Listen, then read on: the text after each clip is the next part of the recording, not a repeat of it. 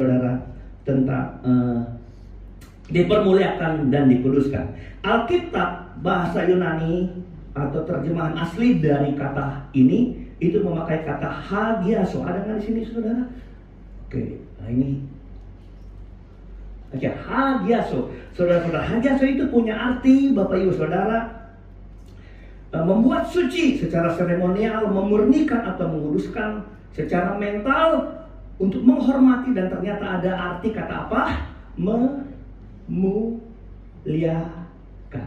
Haleluya. Jadi tidak pernah salah, karena juga hagiaso itu artinya menguduskan, saudara. Nah, Bapak Ibu yang diberkati, mari kita lihat dulu hubungan yang lain penguraiannya. Kudus, lalu kemudian dimuliakan. Arti kata kudus, kudus artinya yang, ngerti tahu? Kudus artinya yang dipisahkan. Jadi kudus artinya yang dipisahkan. Itu beda dengan suci, saudara. Suci itu, Bapak Ibu Saudara, suatu keadaan. Maria bisa disebut kudus karena Maria dalam keadaan perawan yang suci, saudara. Tetapi kudus artinya dipisahkan. Dipisahkan untuk apa? Dipisahkan untuk hal-hal lahiri. Hal-hal ilahi yang berhubungan dengan Tuhan dan dengan pelayanannya. Bapak Ibu, saya kasih contoh kata kudus. Itu hari Sabat, Alkitab bilang dikuduskanlah. Kuduskanlah hari Sabat. Saya tanya, apakah Sabat itu berbeda dengan hari-hari yang lain? Tidak, dia sama. 24 jam. Ahad, hari Minggu juga punya waktu 24 jam dalam satu hari. Sabat juga punya waktu 24 jam satu hari. 60 menit sama dengan Ahad, sama Minggu, sama Sabtu, sama Sabat, sama Senin, sama Selasa, dan sebagainya. Tidak ada yang berbeda, detiknya sama, menitnya sama. Tetapi kenapa Bapak Ibu Saudara itu disebut dikuduskan? Ya karena Allah mau, Allah pisahkan Sabat dengan hari-hari yang lain menjadi hari khusus bagi Tuhan. Boleh bilang amin? Nah, kalau itu suatu benda, Bapak Ibu Saudara, seperti emas yang diambil, waktu diambil dia hanya bongkahan tanah yang hanya kecil sekali kelihatan memungkinkan ada emas. Lalu diproses, diolah, lahirlah dia, saudara. Waktu dia membentuk emas, dia masih dipisahkan dengan sanga, dengan kotoran-kotoran. Dia dipisahkan lagi dari bongkahan, dipisahkan dari sanga, dipisahkan dengan bakar, sampai dia menjadi satu benda yang disebut benda apa? Mulia, barang mulia, benda mulia, yang ditarik, yang dipisahkan. Bapak Ibu Saudara, kita pun saudara masuk surga karena dipisahkan, dikuduskan. Haleluya. Nah, itu pengertian kudus. Jadi kudus artinya yang kemudian dimuliakan. Bapak Ibu Saudara, dia itu Allah yang kudus, yang pekerjaannya adalah kita orang percaya harus memuliakan Tuhan. Boleh tampilkan next berikut aja. Oke. Dalam konteks Alkitab, dimuliakan atau dikuduskan, saudara, berarti itu mengakui, menghormati, meninggikan nama Allah di atas segala-galanya. Itu konteks Alkitab. Ini bukan sekedar soal memuji secara lisan. Jadi waktu kita bicara tentang memuliakan nama Tuhan, ini bukan persoalan lisan, tapi persoalan menempatkan Tuhan di segala-galanya untuk dihormati dan dipuji. Secara teologis, ini mengandung makna Allah ingin namanya dimuliakan di dunia oleh anak-anaknya. Nah, waktu Allah mengajar kita, Bapa kami yang di surga, dikuduskanlah namamu. Allah sebenarnya ingin supaya kita orang Kristen itu punya komitmen apa? Untuk hidup sesuai dengan kehendak Allah dan hidup mengerjakan sesuatu bagi kemuliaan Tuhan.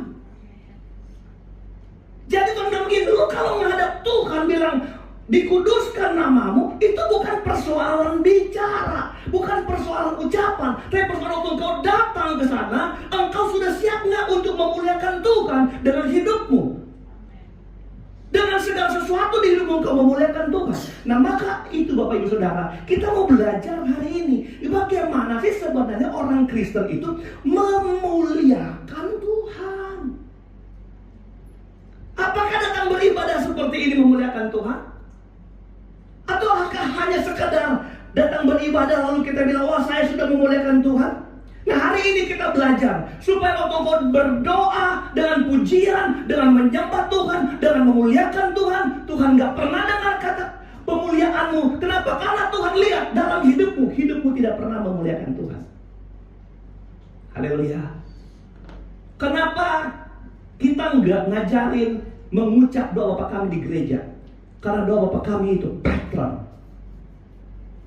bukan suatu hakikat yang harus disebut. Gereja lain sebelum pulang, mari kita doa, Bapa Kami yang di sorga, dikuduskanlah namamu, dimuliakanlah namamu, datanglah kerajaanmu, jadilah kehendakmu di bumi. Kita enggak. Kenapa? Karena kita melihat bukan ucapannya, tetapi kita melihat maknanya. Waktu engkau bilang Bapa, dimuliakan nama Bapa, hebat engkau Bapa, engkau Allah yang luar biasa. Tuhan bilang benar, karena hidupmu memang meluar biasakan Tuhan.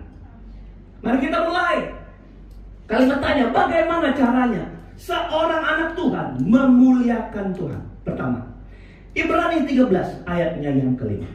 Ada banyak saudara. Kalau ini harus disambung ke minggu depan, kita sisihkan minggu depan karena kita ada perjamuan kudus. Waktu perjamuan kudus pendek aja, 60 menit saja saudara. Oke, Ibrani 13 ayat 5. Perhatikan, sebab itu marilah kita. Betul di atas saudara? Oleh Dia senantiasa mempersembahkan korban syukur kepada Allah, yaitu ucapan bibir apa? Yang memuliakan namanya. Itu ucapan bibir, saya bikin besar. Jadi pertama orang Kristen yang mengucap yang memuliakan Tuhan, dia harus apa? Harus apa? Bersyukur dengan ucapan bibir. Saya baca di Ibrani 5. Sebab itu marilah kita oleh Dia senantiasa mempersembahkan korban syukur kepada Allah, yaitu ucapan bibir yang memuliakan nama Tuhan. Jadi saudara nggak salah. Tadi waktu menyembah Tuhan, saudara sedang memakai ucapan bibirmu menyembah Tuhan. Anda sedang memuliakan Tuhan. Haleluya.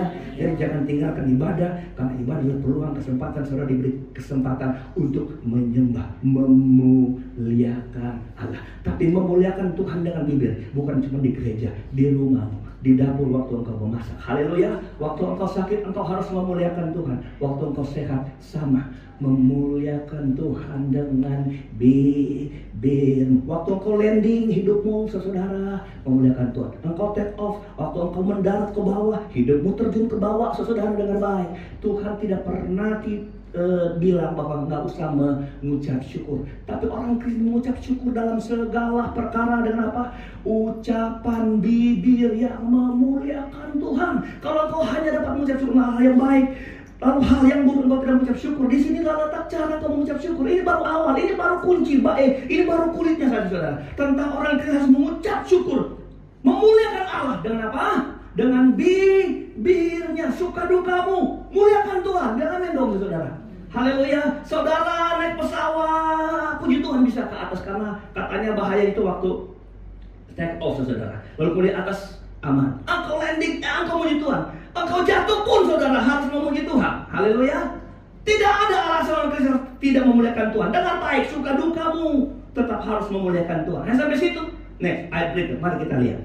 Ini bagian pertama, tapi untuk mengarah ke bagian yang kedua, orang Kristen tuh bagaimana memuliakan Tuhan. Perhatikan ini. Dan Tuhan telah berfirman, oleh karena bangsa ini datang. Bangsa siapa itu? Bangsa Israel. Datang mendekat dengan apa? Dengan mulutnya, dengan bibirnya, dan apa-apa? Memuliakan aku. Masuk yang di atas pengertiannya. Dan dengan bibirnya. Padahal hatinya menjauh daripadaku, dan ibadahnya kepadaku. Yang ada dari kami, saya jelaskan tentang ibadah. Ibadah itu sebuah pelayanan dari ruang persembahan, ruang korban bakaran, sampai ke dari halaman tempat pembakaran sampai ke ruang Maha Kudus. Seorang yang melayani. Jadi ibadah itu adalah pelayanan kepada Allah. Ibadah bukan cuma duduk dengan firman Tuhan. Ibadah di luar, waktu kau menyenangkan Tuhan, kau sedang beribadah kepada Tuhan. Sudah dengar tentang ibadah? Perhatikan, ada orang Israel datang menyembah Tuhan dengan mulut, dengan bibirnya mereka memuliakan Tuhan. Tapi perhatikan, hati mereka jauh. Ibadahnya kepadaku hanyalah perintah manusia yang dihafalkan. Haleluya. Jadi kalau begitu apa maksudnya? Maksudnya menyembah Tuhan, memuliakan Tuhan tidak sebatas dengan ucapan bibir, tapi harus dilihat gimana ibadahmu, gimana penurutanmu, gimana ketaatanmu. Haleluya.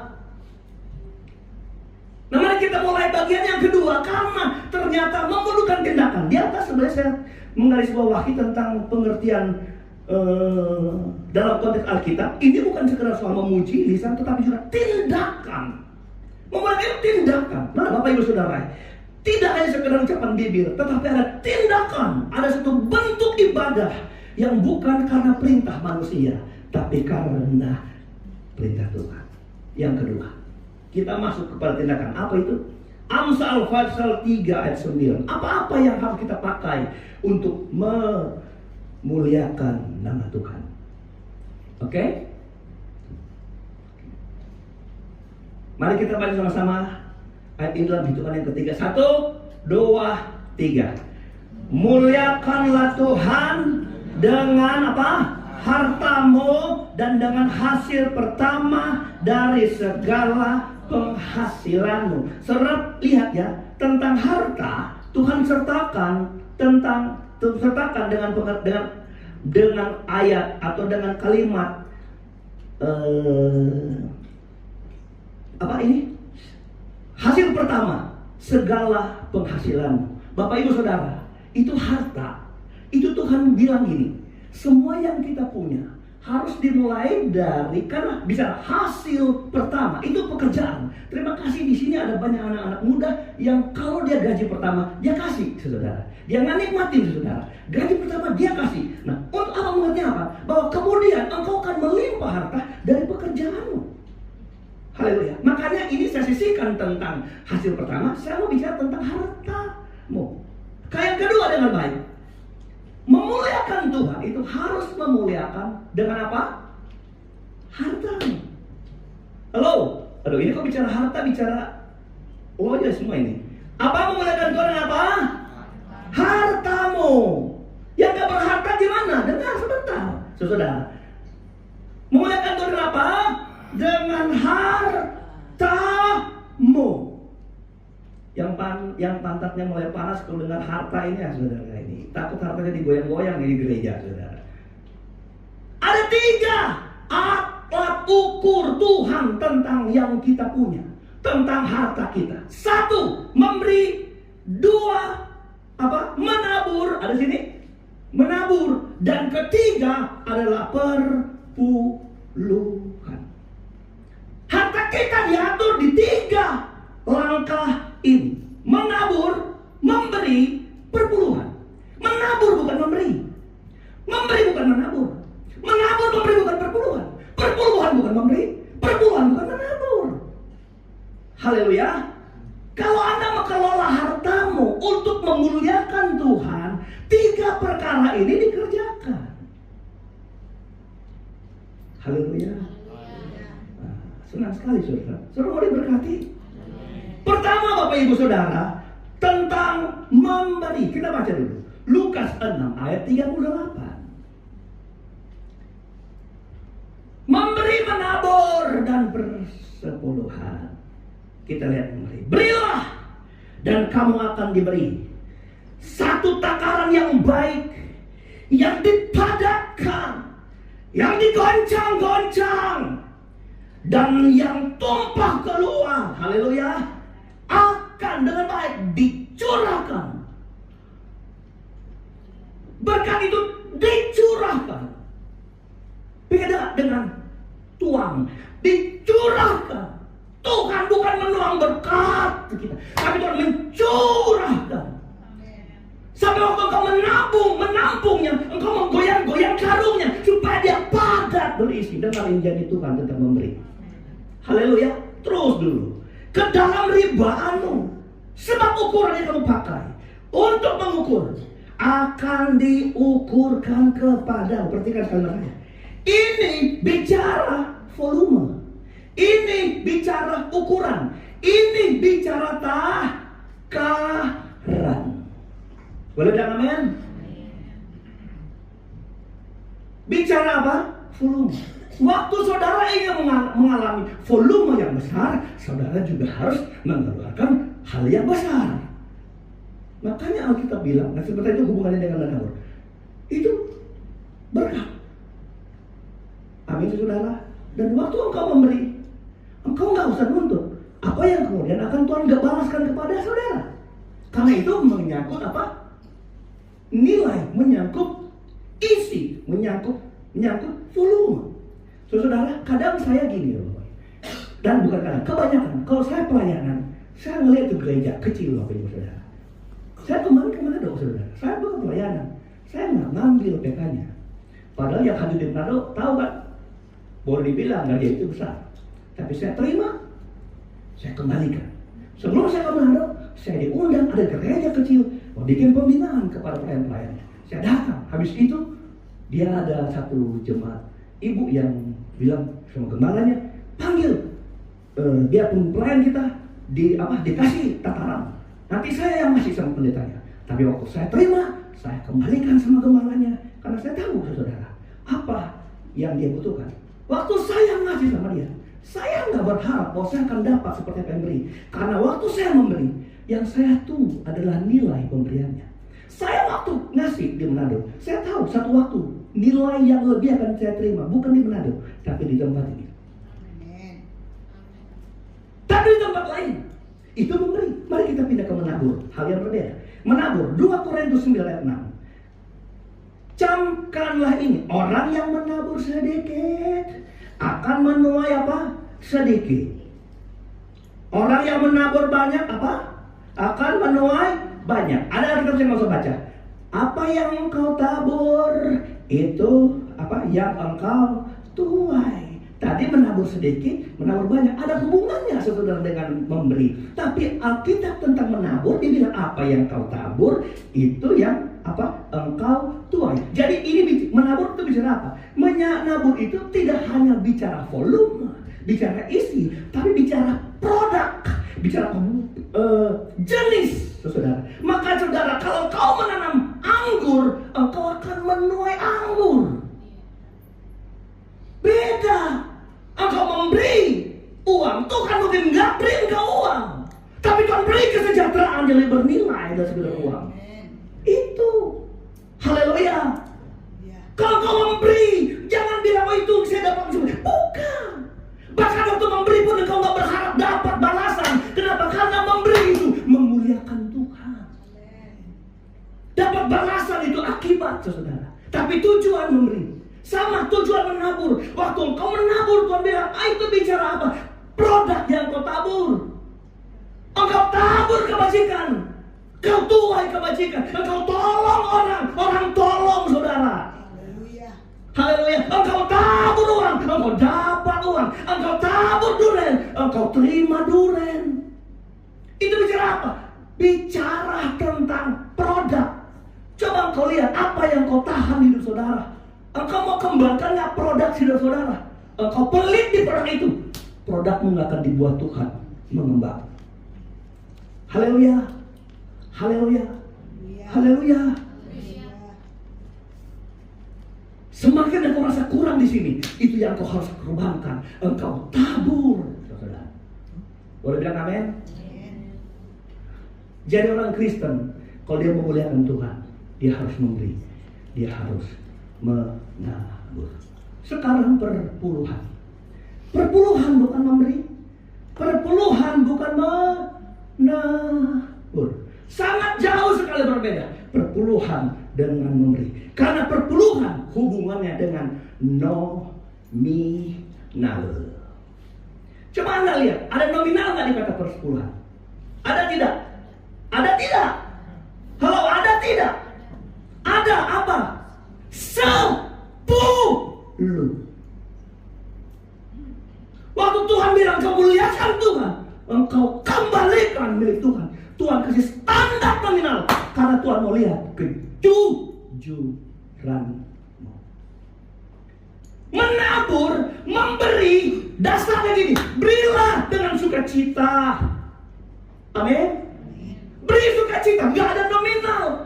Engkau cuma beri 10.000, tetap Tuhan berkati karena engkau beri sukacita. Tapi persepuluhan Tuhan kejar nominal.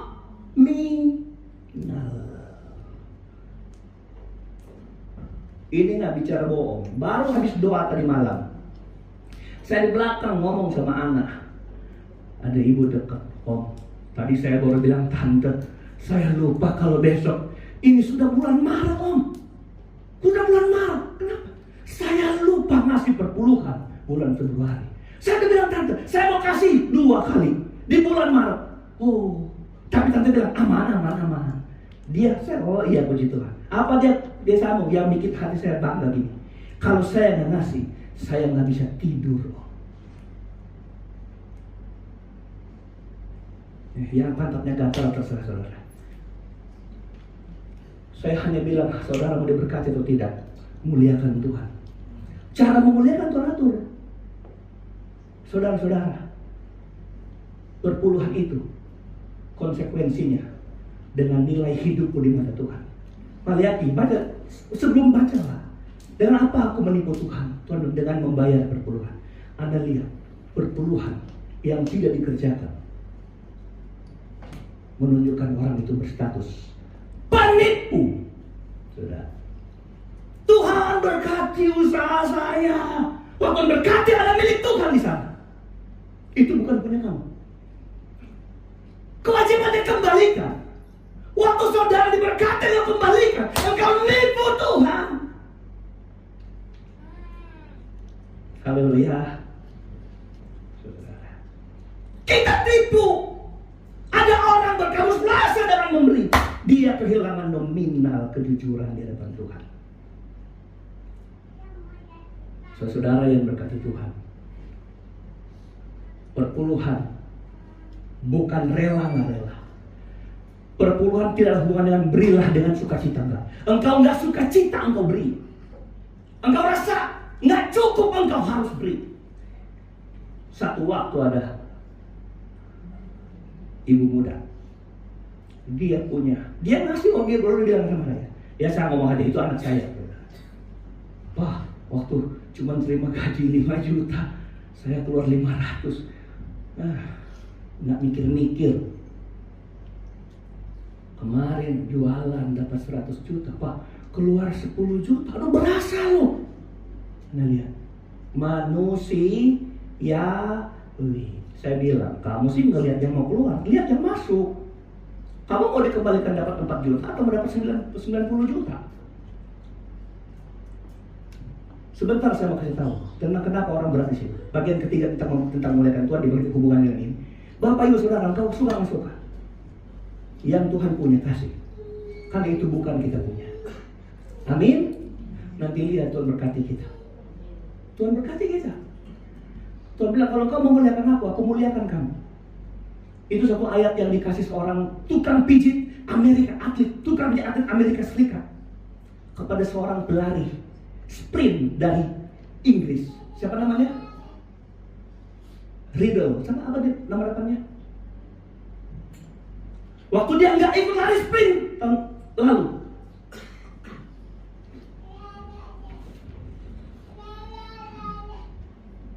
orang bilang dia calon juara di Olimpiade itu, tapi dia nggak. Orang kenapa kamu nggak lari? Saya mau melayani Tuhan. Akhirnya dia lari di berikut 400 meter yang bukan spesialisasinya. Saya cerita ini Eric Riddle, saudara. Tapi waktu dia maju ke depan, saudara, dia habis 3 tali sepatu, dia pergi ke garis start. Seorang tukang pijit, orang negro dari Amerika, saudara. Dia kejar si Eric dan ditepuk pundaknya. Dia tengok, salaman sama dia. Ada kertas yang ditaruh. Eric jalan sampai ke depan garis start. Dia buka ayat firman Tuhan. Dia punya isi gini, barang siapa memuliakan aku muliakan dia. Bukan spesialisnya. Dia memecahkan rekor lari 400 meter. Siapa yang memuliakan Tuhan, Tuhan muliakan. Tapi itu bukan sasaran.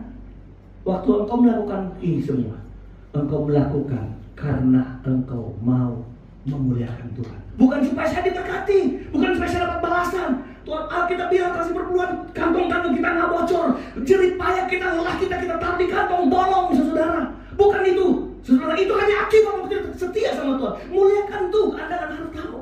Saudara, banyak sekali di TV-TV yang mulai bilang, nah sekarang orang perlu kasih perpuluhan. Aduh, itu dalil-dalil saudara yang mulai menghambat orang untuk diberkati Tuhan, untuk menjadi orang-orang yang berdiri bagi kemuliaan Tuhan. Mereka punya alasan, dia Yahudi yang ngasih perpuluhan, Yahudi kasih keterangan. Oh, itu perpuluhan Taurat. Taurat bukan itu, bukan Taurat, perpuluhan bukan Taurat. Taurat itu adalah hubungan dengan Abraham. Oh, perpuluhan yang asli kenapa? Karena bait suci sudah runtuh.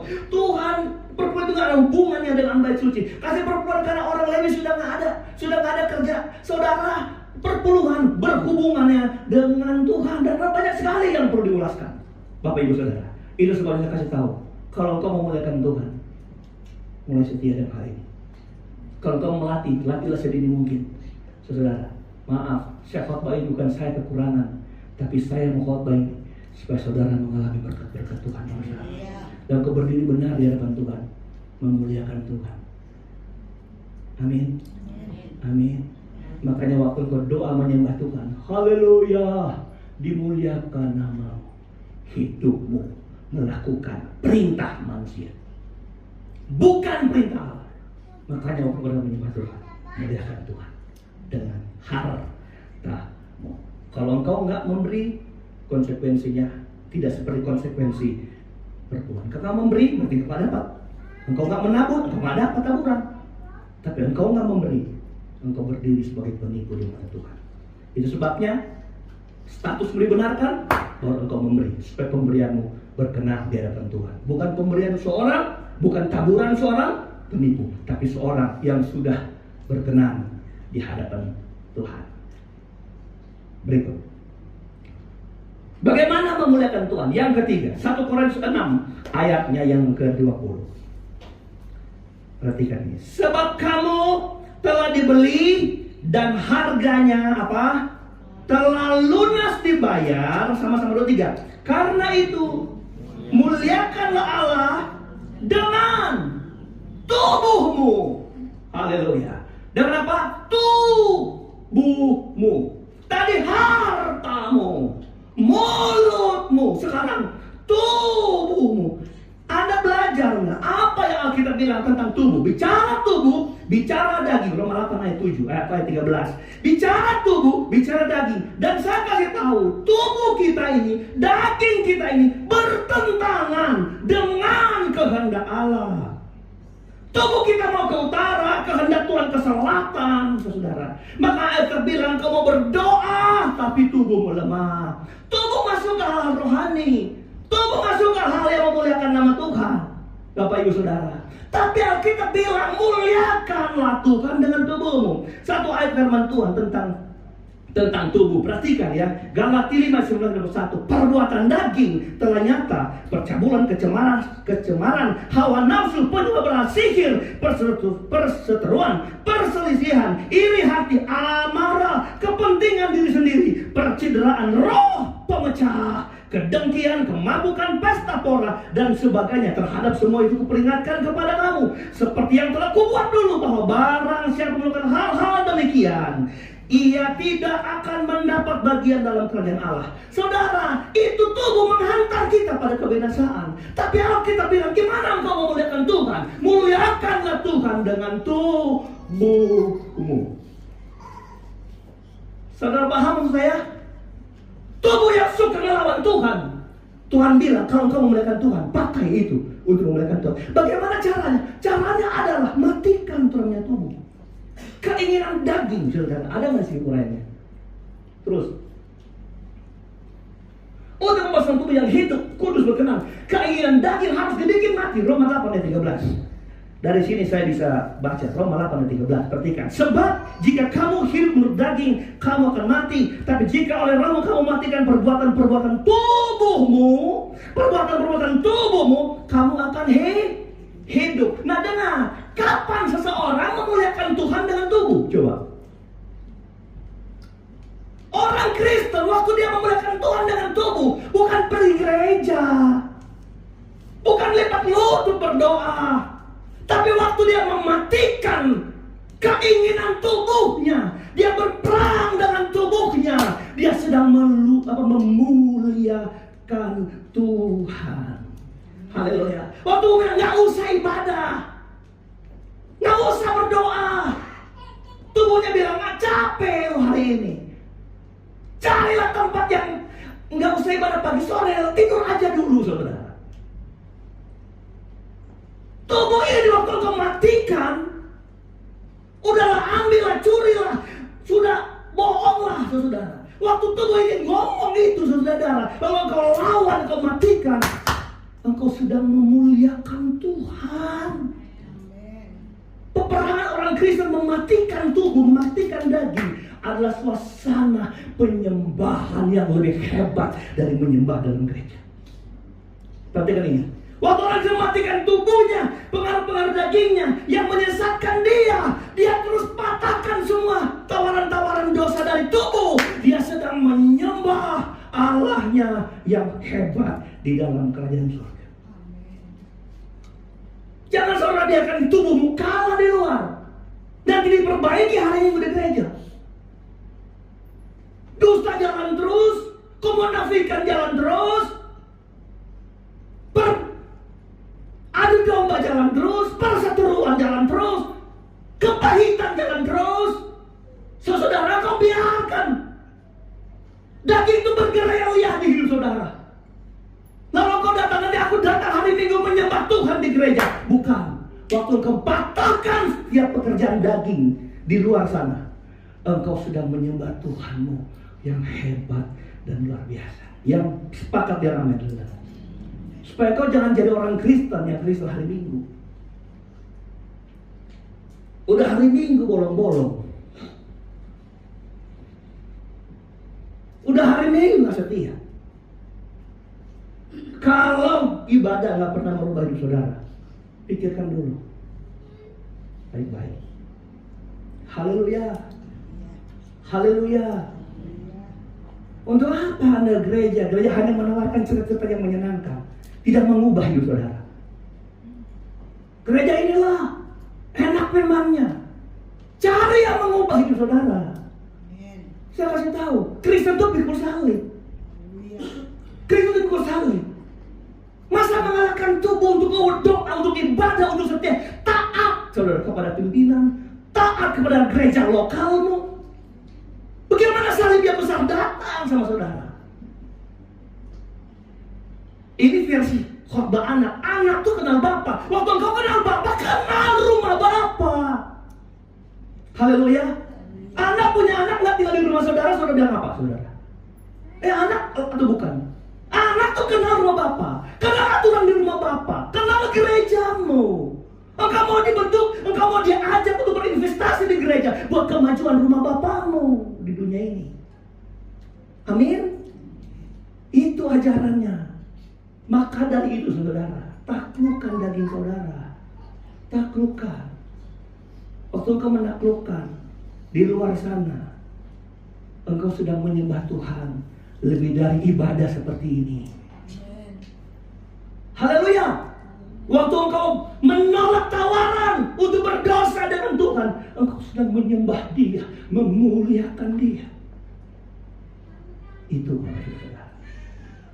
Maka itulah orang-orang yang memuliakan Bapa di dalam surga.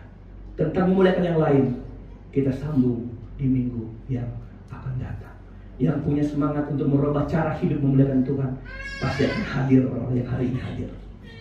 Terakhir, Bapak Ibu, kenapa tubuh harus dipersembahkan kepada Tuhan? Kenapa tubuh dosa ini harus kita kalahkan dan menjadi persembahan yang hidup, persembahan yang berkenan? Kan Roma 12 ayat 1.